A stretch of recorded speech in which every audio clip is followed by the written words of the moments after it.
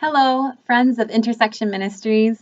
This is Laura Jonker, the Director of Community Engagement, and I want to wish you a very happy Thanksgiving today. This Thanksgiving most likely looks a little different than what you've had in the past. Maybe you're meeting with fewer people around the table. Maybe you weren't able to travel this year to see friends or family. And I'll grieve that with you, that so much has changed in our world because of this global pandemic. But today, I want to encourage you to think a little bit outside yourself as we try to remember what we have to be grateful for. Even though so much has changed with this virus and with all of the cancellations and the shutdown, we have one thing that has remained the same. That's God. And we experience so much of God's goodness when we look outside into God's creation. So I encourage you to read Psalm 8 with me today as we think about how we experience God's creation during this season of Thanksgiving. Psalm 8 reads, O Lord, our sovereign, how majestic is your holy name in all the earth. You have set your glory above the heavens. Out of the mouths of babes and infants, you have founded a bulwark because of your foes, to silence the enemy and the avenger. When I look at your heavens, the work of your fingers, the moon and the stars that you have established, what are human beings that you are mindful of them, mortals that you care for them? Yet you have made them a little lower than God and crowned them with glory and honor. You have given them dominion over the works of your hands, and you have put all things under their feet, all sheep and oxen, and also the beasts of the field, and the birds of the air, and the fish of the sea, whatever passes along the paths of the seas. O God, O Lord, our sovereign, how majestic is your name in all the earth. Now, every time I read this psalm, I'm reminded of times in my childhood when I would go camping with my family. After sleeping on deflated air mattresses in a tent with all of my siblings, my dad would often gather us around the breakfast table at the picnic table and read a psalm to remind us of the glory of God's creation we were about to enjoy that day on our camping adventures. Now, too often, I think of God's creation as something to stand in awe of.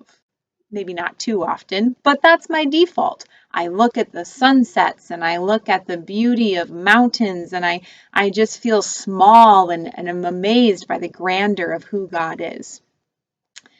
But I recently read an article by Tom Bogart, who is a retired professor at Western Theological Seminary, and he challenged us to think about how Christians relate to creation. He identified three different ways that I'll try to summarize briefly for you. First, some Christians relate to creation as dominators. They recognize that since God made us in God's image and we are called to rule and dominate the created world, it even says that here in this psalm, that you have dominion over the world, that all the material is meant to be used for human good. All of the resources that we have in the world end up, as a result of this perspective, sometimes being exploited for the sake of what humans need or want. Now, the next way that some Christians view creation is as stewards. So instead of dominators, we're stewards. Now, this perspective implies that we have been given a responsibility by God to care for creation, to take care of it and use it in a way that God would want it to be used. Now, based on John 3:16, we read that God loves the world. That's why he sent Jesus to save us. And so we, as stewards, try to care for creation and be very conscious of the material world as a means of glorifying God. Tom Bogart introduced me to a third perspective in which Christians view creation as a companion. Now, I thought this was kind of unique because when we are standing in awe of the work of God, looking at the heavens, the works of your fingers, the moon and the stars that you have established, I tend to feel small and removed from creation. But Tom Bogart recognizes that back in Genesis 1 and 2, God repeatedly says that creation is good. And also, God infuses creative power into creation itself. Now, if you get really nerdy with me in the Hebrew world, starting at Genesis 1, verse 11, the Hebrew verbs shift from more passive, like let there be light, to more active, saying that the earth itself is going to bring forth this vegetation. And it is implying that God has given creation the ability to produce and to create and be a little more productive, than what we would expect. And so this gives dignity to the created world. Also, God just repeatedly says, it is good, it is good, it's good, every time he creates something new. Now, Tom Bogart also mentions that God's glory, in Hebrew, the word kabod, actually could be translated as limitless, abundant, life-giving power. And throughout all the Psalms, we read about how God's glory is all over the earth, especially in Psalm 19, verse 1.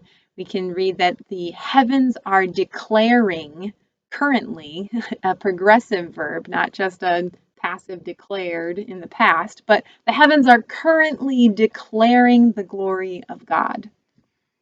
Now, all of this comes to the point that we have been given creation as a gift to take care of as stewards, to rule as the dominators, not in an exploitive way, but in an authoritative way over creation. But we also have been given the gift of creation to learn from and to walk alongside throughout our lives to understand who God is. Creation is filled with God's glory. I encourage you as we enter into this season of Thanksgiving to spend time outside. We may not be able to gather with people that we love, but we can go for a walk and enjoy a sunset. We can go out and maybe bundle up and wear a coat, but enjoy the wind and enjoy the creatures that you might encounter on a hike somewhere. Or maybe just sit by a lake or a pond and watch for birds and recognize that all of creation is still moving, is still going through the rhythms of the constant sunrise and sunset that we see. And remember that God is still speaking despite all the darkness, all the anxiety, and all the fears of this year so far. I pray that in this Thanksgiving season, you can genuinely experience the gift of God through his creation. Be well, friends.